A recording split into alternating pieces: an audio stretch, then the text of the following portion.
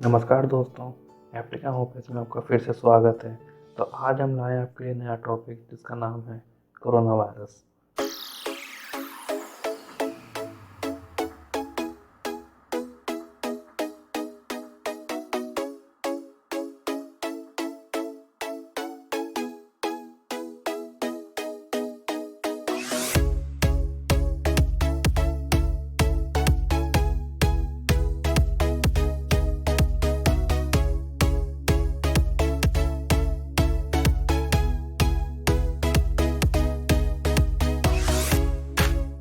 तो basically corona virus है क्या? वुहान चाइना से निकला हुआ एक ऐसा वायरस जिस पूरी दुनिया में ऐसी तबाही मचाई जिससे आप सब लोग आज परेशान हैं। तो आज हम इसी के बारे में कुछ डिस्कस करेंगे और कुछ बातें करेंगे कोरोना वायरस के बारे में। कोरोना वायरस जो है वो लार्ज ग्रुप ऑफ वायरसेस को मिला के बनता है कोरोना वायरस। अगर कोरोना हम स्ट्रक्चर देखें, आपके स्किन पे आ रहा होगा तो आप देखेंगे कि एक राउंड कलर का स्ट्रक्चर होता है जिसके बाहर एक एनवेलप होती है और उसके अंदर एक जेनेटिक मटेरियल होता है जिसका नाम होता है आरएनए और उसके ऊपर प्रोटीन स्पाइक्स होती हैं। प्रोटीन स्पाइक्स के जो ऊपर का जो पार्ट होता है उसको बोलते हैं क्राउन, और क्राउन ही कहलाता है कोरोना। तो यहाँ से उसका नाम निकला कोरोना वायरस। यह कोरोना वायरस जो है वो निमोनिया और अस्थमा लाइक कंडीशंस प्रोड्यूस करता है। तो निमोनिया और अस्थमा के बारे में मैं आगे डिटेल में ब्लॉग बनाऊंगा, तो आप एप्टिका होम्योपैथी जुड़े रहना और उसको सब्सक्राइब करके रखना, क्योंकि आगे के बारे में मैं और भी बीमारियों के बारे में मैं डिटेल में ब्लॉग बनाता रहूँगा। अब जो कोरोना वायरस जो है उसको पेंडेमिक क्यों कहा गया, तो इसलिए इसको हम समझने के लिए पहले हम बात करते हैं कि एपिडेमिक और पेंडेमिक इनमें डिफरेंस क्या होता है। जो एपिडेमिक जो होता है, तो एपिडेमिक एक सिंगल एरिया, या हम मान सकते हैं कि एक सिंगल एरिया में वो तबाही मचाता है और वो उधर ही लिमिटेड पॉपुलेशन को वो अफेक्ट करता है। लेकिन जब बात करते हैं पेंडेमिक की, तो पेंडेमिक में क्या होता है कि वो अदर कंट्रीज़ में भी जाके लार्ज पॉपुलेशन को वो अफेक्ट करता है। तो आपकी स्क्रीन पे एक फ़ोटो आ रही होगी, उसको आप देखेंगे तो उसमें साफ दिख रहा है कि एक ब्लू स्ट्रक्चर में आपको ऑरेंज डॉट्स दिख रही होंगी। तो ऑरेंज डॉट्स जो हैं वो एक वायरस की लिमिटेशन है, तो एक वहीं के वहीं पर स्थिर है। आप पहली फ़ोटो में आप एपिडेमिक का देख रहे होंगे, तो एपिडेमिक में क्या है कि वो वहीं के वहीं सीमित है। लेकिन दूसरे में आप देखेंगे तो वो दूसरी कंट्रीज़ में भी जाके फैल रहा है, तो वो उसको हम बोलते हैं पेंडेमिक। तो कोरोना वायरस जो है वो बेसिकली पेंडेमिक वायरस कहला गया, क्योंकि उसने काफ़ी कंट्रीज़ में जाके उसने तबाही मचाई। अब स्पिल ओवर क्या होता है? स्पिल ओवर क्या है कि event of transmission of virus है, कहाँ से? एनिमल से होके वो ह्यूमंस में जाता है। तो ह्यूमंस में जाके वो रेस्पिरेटरी सिंड्रोम या फिर अदर डिसीज, सीवियर डिजीज को कॉज करता है। तो ये कैसे हो सकता है कि अगर क्लोज कांटेक्ट में कोई आ रहा हो, ड्रॉपलेट इन्फेक्शन भी हो सकता है, कि जो अब भी डिपेंड करता है कि होस्ट स्पीसीज कैसी है या वायरस कैसा है, तो उस पर भी ये डिपेंड करता है। तो जब कोरोना वायरस जो है वो आरएनए का बना हुआ है, तो आरएनए से क्या होता है कि आरएनए होता है वो बहुत जल्दी अपने को चेंज करने की कैपेबिलिटी रखता है। बहुत जल्दी वो चेंज होगा, रिकम्बाइन होगा और वो ज़्यादा घातक भी बन सकता है। अब कोरोना वायरस का देखेंगे कि वो इन्फेक्ट कैसे कर रहा है, इसका इन्फेक्शन फैल कैसे रहा है। तो कोरोना वायरस का जो इन्फेक्शन है वो person to person by droplet भी फैलता है, बाय क्लोज कॉन्टेक्ट, जिसमें मैंने आपको बताया कि वो क्लोज कॉन्टेक्ट से भी फैल सकता है। आपने छींका, आप खांसे, तो उससे क्या होता है, जो ड्रॉपलेट्स होता है वो दूसरे के ऊपर भी जा सकता है, और वो ऊपर जाएगा तो वो दोबारा जब वो रेस्पायरेशन करेगा, जब वो इनहेलेशन करेगा, तो उसके साथ वो ड्रॉपलेट्स उसके अंदर जाके जो वायरस होगा वो मल्टीप्लाई करेगा। फिर वो उसके अंदर सीवियर इन्फेक्शन भी कर सकता है और काफ़ी ज़्यादा वो डेडली भी बन सकता है। डिपेंड करता है कि उस पर्सन की इम्यून कैसा है। इम्यून सिस्टम इसमें बहुत बड़ा रोल करता है, उसके बारे में हम आगे डिस्कस भी करेंगे। अब कोरोना वायरस जैसे कि मैंने आपको बताया कि वो ड्रॉपलेट्स में फैलता है, तो ड्रॉपलेट्स में क्या होता है, अगर आपने किसी चीज़ को छुआ तो उसको छूने से भी वो ड्रॉपलेट के माध्यम से वो वहाँ पर रह जाएगा। अब वो ड्रॉपलेट वहाँ पर रह गया। अब जैसे हम मान सकते हैं कि आप लिफ्ट में गए, अब लिफ्ट में क्या होता है, आप बटन दबाते हैं, तो लिफ्ट में जाके आपने बटन दबाया, अब आप तो चले गए, अब वो दूसरा पर्सन जब आएगा और वो उसी लिफ्ट में वो बटन दबाएगा, उसके हाथ में वायरस आ गया। अब जैसे ही वो अपना हाथ अपने मुंह पे लगाएगा तो वायरस बहुत जल्दी उसके बॉडी में चला जाएगा और वहाँ से वो रेप्लिकेट करना शुरू होगा। वायरस का इंक्यूबेशन पीरियड का ही बहुत बड़ा महत्व होता है। इंक्यूबेशन पीरियड को क्या कहते हैं? इंक्यूबेशन पीरियड होता क्या है? इंक्यूबेशन पीरियड होता है कि वायरस कब आया, बॉडी में लगा और उसके बाद उसने सिम्टम्स कब प्रोड्यूस करना शुरू किए। जैसे कि वायरस आज हमें लगा तो वो 7 दिन बाद प्रोड्यूस कर रहा है, वो 14 दिन बाद प्रोड्यूस कर रहा है, या कभी कभी होता है कि बॉडी इम्यून इतना लड़ लेती है कि वो बहुत टाइम बाद जब उसका इम्यून सिस्टम स्लो डाउन होता है तो वो हो सकता है कि 20-25 दिन बाद भी वो असर करे। वो बहुत रेयर केस में होता है, ऐसा ज़्यादातर होता नहीं है। वो ज़्यादा से ज़्यादा 7 दिन में अपना सिम्टम दिखा देता है। और सीवियर केसेस की बात करें तो सीवियर केसेस के लिए जैसे कि आपने सुना हो, जैसे कि आप देख रहे हैं आजकल की क्वारंटाइन करने का चलता है कि क्वारंटाइन करना है, क्वारंटाइन करना है। क्वारंटाइन का मतलब क्या होता है? क्वारंटाइन का मतलब यही होता है कि जब तक वो ये चेक करते हैं कि वो सिम्टम वो पेशेंट में कब आ रहे हैं, कब वो पेशेंट उन सिम्टम्स को दिखा रहा है। तो क्वारंटाइन करने से यही मालूम पड़ जाता है कि अगर उसने सिम्टम दिखाया। कभी कभी तो क्या होता है कि पेशेंट जो होते हैं वो एसिम्टोमेटिक भी होते हैं।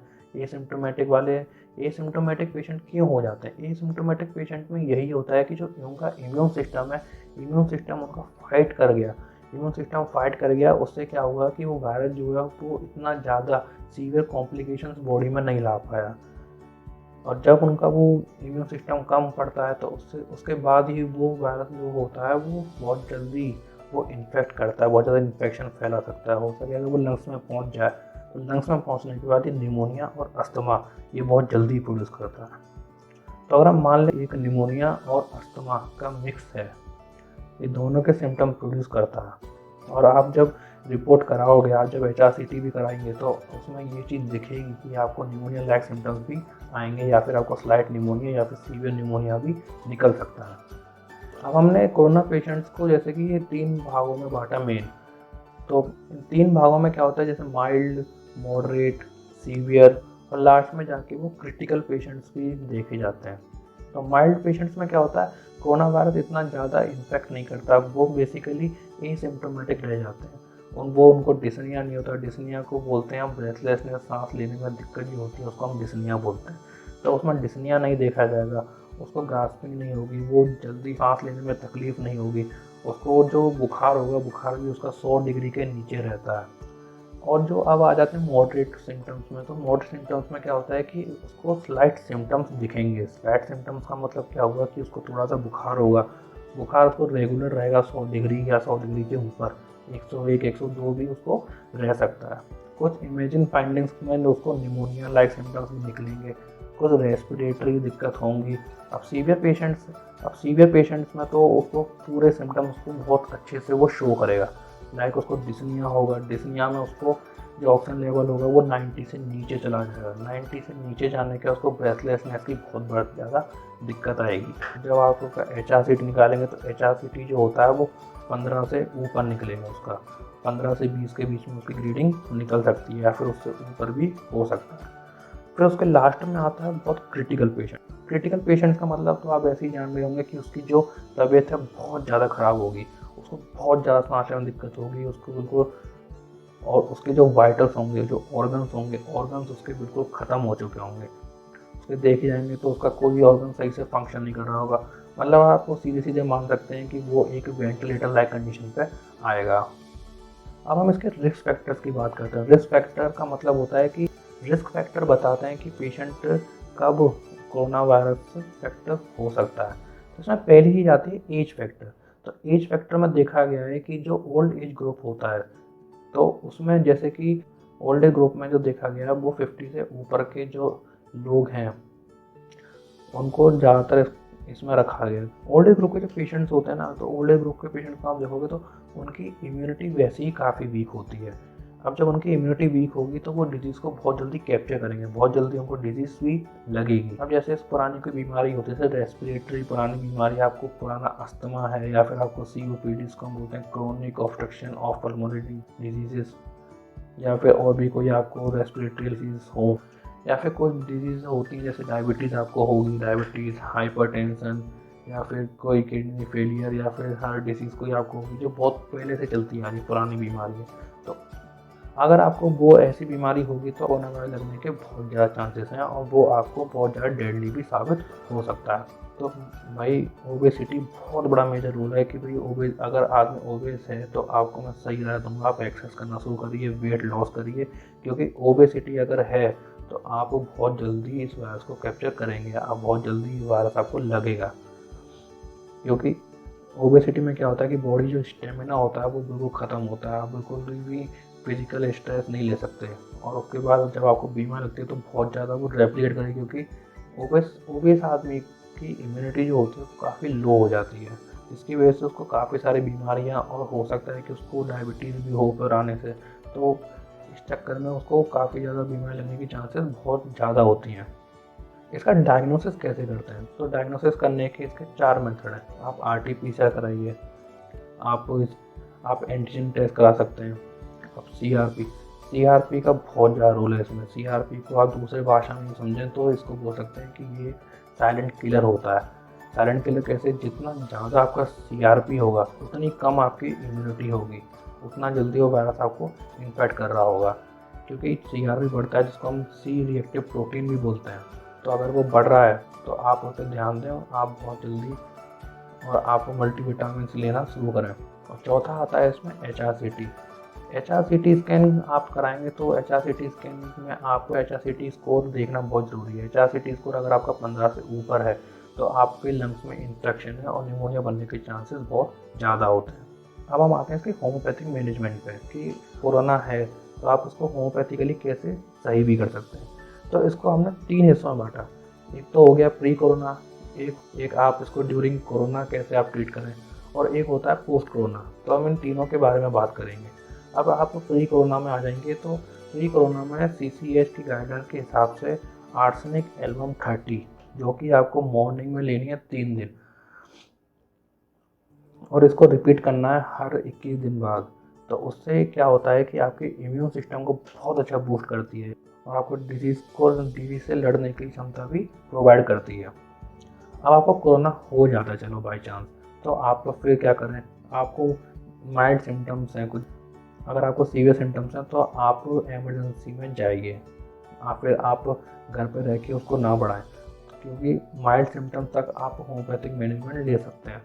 अब आपको माइल्ड सिम्टम्स हैं तो माइल्ड सिम्टम्स घर में है तो सबसे पहली बात है ल्यूक वार्म वाटर आपको पीना है।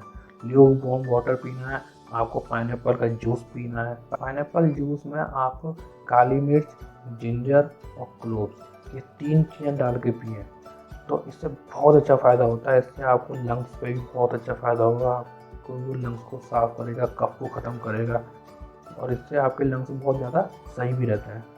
अब इसमें कुछ मेडिसिन आती हैं, जैसे कि मैंने आपको एक बताई आर्सेनिक आ गई, अब उसमें जेलसीन भी आ जाती है, एकोनाइट आ गई, यूपेटोरियम परफोलेटम भी आती है। टोटलिटी ऑफ सिम्टम्स के हिसाब से आप इन दवाइयों को प्रीफर कर सकते हैं, इनका बहुत अच्छा रिजल्ट आता है। लेकिन आप एक होम्योपैथी डॉक्टर से पहले कंसल्ट कर लें। अब आते हैं पोस्ट कोरोना में। अब आप कोरोना से जैसे सही हो जाते हैं उसके बाद आप क्या लें, तो पोस्ट कोरोना के जो पेशेंट्स होते हैं उनमें काफ़ी ज़्यादा ये देखा गया कि उनको बहुत वीकनेस रहती। तो वीकनेस का एक ही समाधान है कि आप हेल्दी डाइट लें, आपको बहुत ज़्यादा न्यूट्रिएंट्स लें, उसके बाद आपको जूस रेगुलर पीते रहना है। इसमें जब आपको कोरोना हो जाता है तो कोरोना के बाद आपको जो रेगुलर टेस्ट जो कराना है वो एक हो गया डी डाइमर, CRP और ब्लड शुगर। ये 3 टेस्ट आपको कराने हैं। इन 3 टेस्ट से क्या होता है, तो डी डाइमर में क्या होता है, कोएगुलेशन ऑफ ब्लड हो जाता है। कोएगुलेशन ऑफ ब्लड में क्या होता है कि वो थ्रोम्बोसिस कराता है, खून की चकत्ते आर्टरीज में जम जाएंगे, जिसकी वजह से क्या होता है कि आपने देखा होगा कि ये ना कोरोना से पेशेंट सही हो गया उसके 1 महीने में उसको हार्ट अटैक आ जा रहा है। क्यों? क्योंकि उसकी आर्टरीज में क्या है, थ्रोम्बोसिस हो गया। थ्रोम्बोसिस होने से उसकी आर्टरी जो है वो बंद हो गई, जिसकी वजह से उसकी जो हार्ट है, हार्ट पे प्रॉपर खून की सप्लाई नहीं हो पाई और जिसकी वजह से उसको हार्ट अटैक आ गया। तो डी डाइमर को आप बहुत ज़्यादा सीरियसली लेके इसको टेस्ट जरूर कराएं। और आपको डी डाइमर सही करने के लिए बहुत अच्छी होम्योपैथिक रेमेडीज़ भी हैं। तो आपको होम्योपैथिक रेमेडीज़ में आपकी हो गई है पहली अर्निका मोंटाना मदर टिंचर में, तो आपको 1/4 कप पानी में इसको दिन में 3 बार लेना है। जो ऑफिडिया ग्रुप की जो मेडिसिन होती हैं जो सांप के जहर से बनती हैं, जिसमें क्रोटेलस हॉरिडस हो गई 200 में, और एक होता है नाजा 200 में। तो ये तो मेडिसिन डी डाइमर सही करने में बहुत अच्छी कारगर है। लेकिन मैं फिर बोलता हूँ कि आप बिना डॉक्टर के प्रिस्क्रिप्शन के, बिना डॉक्टर की कंसल्टेंसी के इन मेडिसिन को अपने हिसाब से ना लें। आप अपने टोटलिटी ऑफ सिम्टम्स बताएं, उसके हिसाब से ही आप इन मेडिसिन को प्रीफर करें। अब इसके कुछ प्रिकॉशंस आपको लेने जरूरी हैं, जैसे कि जो पर्सन है जो कोरोना से सही हो चुका है उसको एडिक्वेट स्लीप बहुत ज़रूरी है। एडिक्वेट स्लीप हो गया, रेस्ट हो गया, उसको बहुत ज़्यादा ज़रूरी है। उसके बाद जो उसका कमरा है, जो कोरोना पेशेंट का कमरा होता है, वो वेल वेंटिलेटेड होना चाहिए। हवा का आवाजाही उसमें बहुत अच्छी रहनी चाहिए, उसमें धूप भी आनी चाहिए, ताकि क्या होता है जो वायरसेस होता है वो काफ़ी हद तक वो कम भी होता है रूम में से, और वो रूम सैनिटाइज भी रहता है। गार्गल्स भी करने हैं वार्म वाटर और सॉल्ट मिला के। और जो आप फूड हल्का लें, फूड हल्का जो इजीली डाइजेस्टेबल हो। और जो प्रोसेस फूड होते हैं, जैसे कि जो आप मार्केटेड कैन के जो फूड्स होते हैं उनको आप अवॉइड करिए, वो ना लें। आपको तला भुना नहीं खाना है। तला भुना जो होता है वो आप ओबेसिटी को बढ़ाता है, और ओबेसिटी आपको जो बॉडी में फैट अगर बढ़ता रहेगा तो उससे भी ओबेसिटी की दिक्कत होगी। ओबेसिटी बहुत ज़्यादा इसमें दिक्कत देती है। मास्क, सैनिटाइजर आपको रेगुलरली यूज़ में लेना है, आप मास्क को लगाइए। अब कुछ होते हैं कि मास्क को नाक के नीचे लगाते हैं, वो बहुत बड़ी गलती करते हैं। मास्क को नीचे लगाने से फ़ायदा क्या है, वायरस तो नाक से चला जाएगा। फिर उसके बाद जो मैंने आपको बताया कि जो पाइनएप्पल जूस है, आपको जिंजर, पेपर और क्लोव्स मिला के, काली मिर्च, अदरक, लौंग मिला के ज़रूर आपको लेना है। मैं आशा करता हूँ कि आपको कोरोना रिलेटेड जो जितनी भी इन्फॉर्मेशन मैंने आपको दी वो आपको बहुत ज़्यादा पसंद आई हो। और अगर आपको कोरोना रिलेटेड इन्फॉर्मेशन पसंद आई तो लाइक का बटन ज़रूर दबाएं, और अपना सब्सक्राइब नहीं किया तो सब्सक्राइब कर लीजिए, क्योंकि आगे जाके मैं बहुत सारी ऐसी बीमारी के बारे में डिटेल में आपसे डिस्कस करने वाला हूँ। निमोनिया और अस्थमा हम आगे डिस्कस करेंगे, क्योंकि कोरोना जो है वो निमोनिया और अस्थमा लाइक कंडीशंस प्रोड्यूस कर रहा है। तो मिलते हैं नेक्स्ट ब्लॉग में, तब तक के लिए stay safe, take homeopathy. Thank you.